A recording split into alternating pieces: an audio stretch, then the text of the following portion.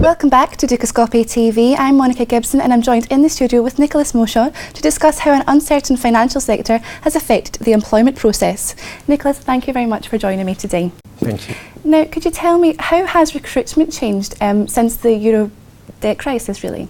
We've seen a huge concern about the economic situation amongst our clients and candidates. So we've seen two main consequences. The first one, that we have seen less and less newly created position open from our clients, and we've seen, on the other hand, candidates that were a bit reluctant to change companies. The uncertainty on the market made things harder for people to think of changing companies, because they have learned by experience that the company could make restructuration plan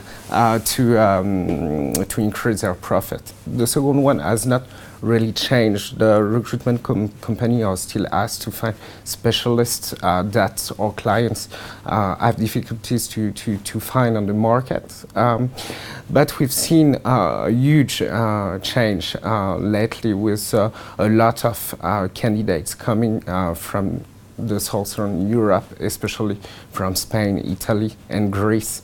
Those people have been knowing high unemployment rates, so they are very interested in moving and relocating in countries such as Switzerland, where the unemployment rate is quite better. For Hayes, the situation is quite different depending on the countries. We have been knowing for the last 2 years excellent figures and net profit in Germany, for example, when in UK and Ireland we have no profit at all. Unemployment rates are sky high in a number of countries at the moment. Does this mean that there is a plethora of different candidates for each job, do you think? We've seen different consequences due to the increase of the unemployment rate. The first one, we have seen candidates coming from countries we were not used to receiving applications, such as Spain, Italy, and Greece. It's very hard to help them for us, because those candidates usually don't have the right language skills, or even an experience with the local market. Experience with the local market are usually expected from our clients. The situation is a bit strange, because we have much more candidates unemployed, looking for a new opportunity, but on the other hand, we have companies and clients that have higher expectation in terms of candidates they are looking. So basically, the recruitment company have to deal with lots of candidates asking for our help, and in the meantime, we have to dedicate a long time to searches to find the right candidates for clients that are usually not unemployed, and they are still working, and usually they are not really into changing companies, because it's not the right time. So what trends have you noticed in the recruitment process, perhaps in terms of particular people looking for certain jobs, or even maybe employers looking for certain skills, do you think? We have seen the same difficulties as we had before. So I mean, the senior level candidates have still difficulties to find the right position, and it's even harder with the economic situation. We have also seen young graduates having more and more difficulties to find their first job, because companies doesn't want to take the risk to hire someone with no experience in a company. So basically, it's very hard for them. They need to have the right education, or to spend long-term internship to have a chance to succeed on the job market.